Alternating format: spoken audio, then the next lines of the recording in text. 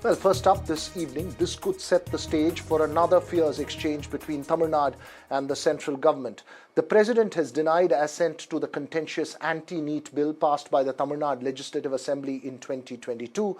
The governor, R.N. Ravi, had returned the bill without an assent when it was passed for the first time, and then it was passed again by the State Assembly in 2022.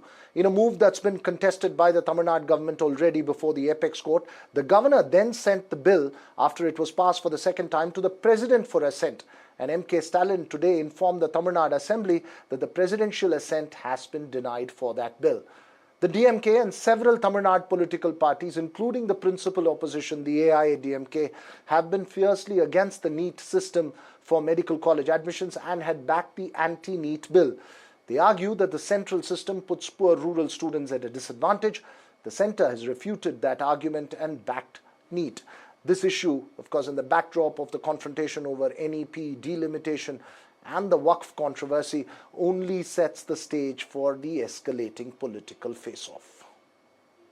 மக்களால் தேர்ந்தெடுக்கப்பட்ட மாநில சட்டமன்றத்தின் மாண்பினை அவமதித்துள்ள ஒன்றிய அரசின் இத்தகைய எதேச்சதிகார போக்கு அரசமைப்பு சட்டம் தந்துள்ள கூட்டாட்சி கருத்தியல் வரலாற்றில் ஒரு கருப்பு அத்தியாயம். தமிழ்நாட்டு மக்களின் எண்ணங்களையும் இந்த பேரவையின் தீர்மானங்களையும் ஒன்றிய அரசு கருத்தில் கொள்ளவே இல்லை. இதனை மக்கள் கவனித்து கொண்டுதான் இருக்கிறார்கள்.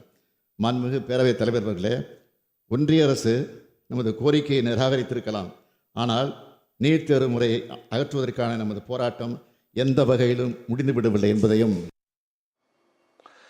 So what next on that NEET face-off? Joining me this evening in a bit, Selam Dharanitharan of the DMK will join us. Vinod P. Selvam of the BJP and Apsara Reddy of the AIADMK with us this evening. Vinod, Selvam, the first question to you.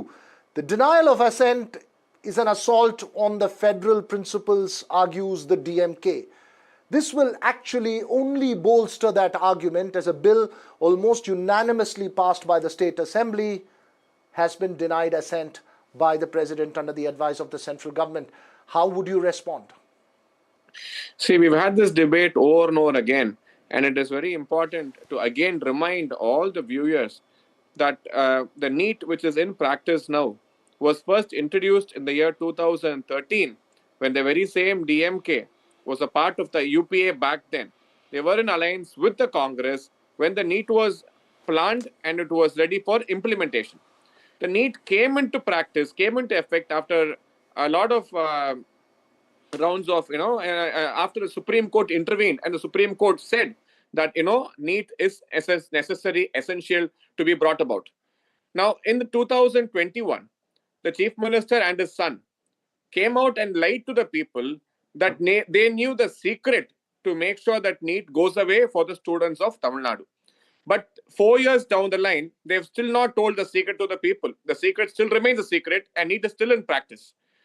All the deaths so far which have happened in Tamil Nadu, student deaths, DMK has blood on its hands. DMK has been entirely responsible for the students who committed suicide, listening to the lies of the DMK over the years that they will make sure that NEET goes away.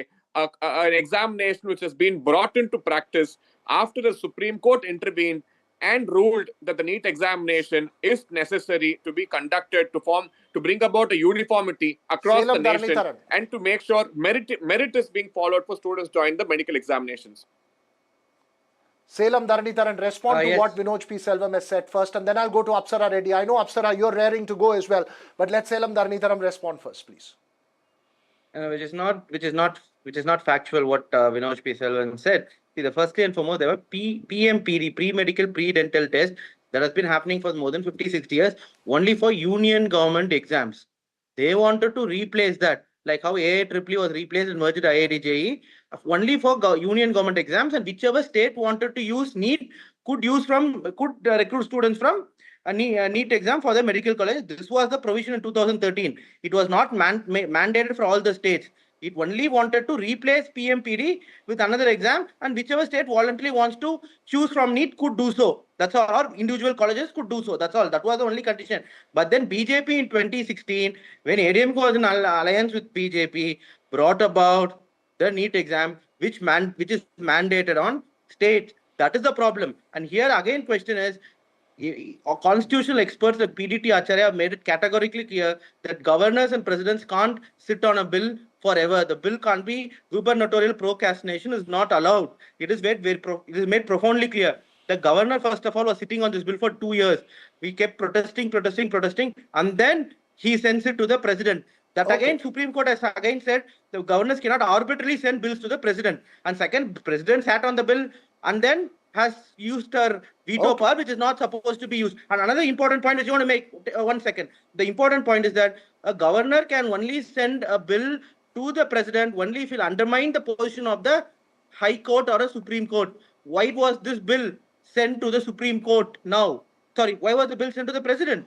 That itself is constitutionally not right. These questions, you've raised the point. These questions are in fact before the apex court as well. Apsara Reddy, I'm going to turn from the constitutional face-off to the political face-off as well. The AIADMK on one side seems to be warming up to the BJP for an alliance, but at the same time, you are also in favor of the NEET bill. Where does that leave the AIADMK on this entire debate? What's the position?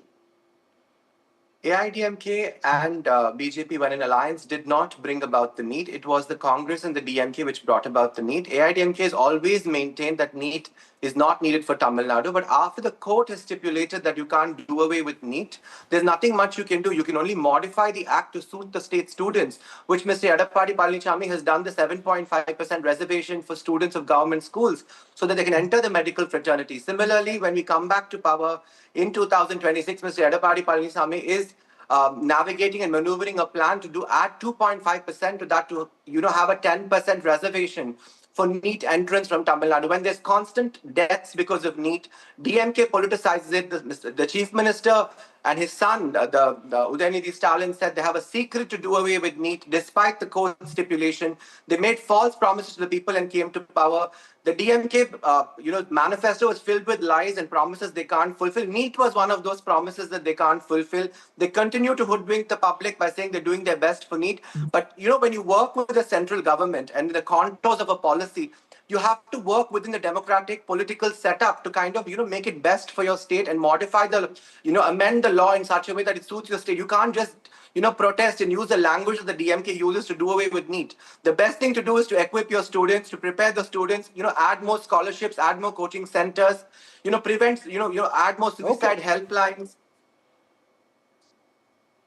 No, you're making a nuanced point on the state of education, but the fact is that this is also a political face-off. Let me come back to you, Vinod P. Selvan. The fact that the core argument that's been put forth by the DMK and Salem Dharanitharan is that why was it sent, first of all, to the president? A, they've raised the matter before the apex court as well.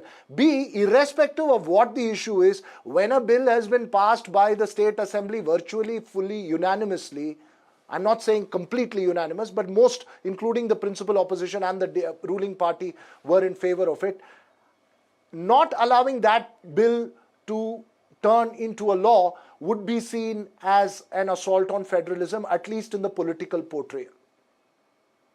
See, this particular issue of NEET is nothing but politics for the DMK. Let's understand one thing. No state in the country has opted out of the NEET examination. To become an engineer, to become an architect, to become any, in any profession, everyone, all these students go through several examinations. Lawyers, they all go through examinations to qualify for these professions. A doctor who is responsible for the lives of thousands of people, what is the difficulty or what is wrong in having a common examination for all? The reason why the DMK is objecting to this is because they had a habit of collecting capitation, huge capitation, crores of money. Only the rich could become doctors in Tamil Nadu. Only if you had a few crores, you could become a doctor in Tamil Nadu. And most of these medical colleges, just like the CBSE schools, are being run by the DMK people.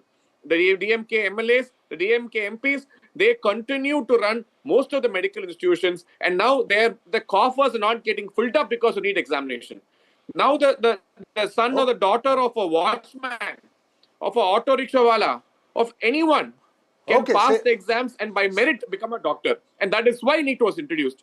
And the DMK has always been anti-poor. The merit argument is what Vinod P. Selvam is saying. Go ahead, respond. No, I also, can I I think just it has intervene no for 1 logic second? I have or a question rationality in it. directly to No, the no, DMK let's finish. spokesperson. I have a direct question to Mr. Salem Dharanidharan.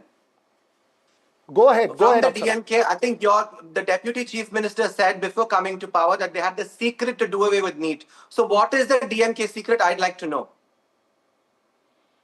What is the So firstly, secret? I'll answer Vinod P. Selvan. Please don't interrupt me. So please don't interrupt me so that I'll need some detailed reply. See, firstly and foremost, what is merit? Any entrance exam is antithesis to the concept of merit. I am not saying it. Scholars across the world researching on entrance exams have said your scores in entrance exam is directly proportional to parental income, parental wealth, parental education, and generational wealth. It's profoundly clear. That's why even Ivy League colleges have done away with entrance exam. Here in Tamil Nadu, how do we plan to recruit students? Through school exams. It is not that NEET does away with capitation fees. In fact, 60% of the students who clear NEET 60% of the people who write exam clear NEET, which is about in Tamil Nadu, 150,000 students write about NEET, 90,000 people clear. And now 10,000 seats in the government colleges are through merit.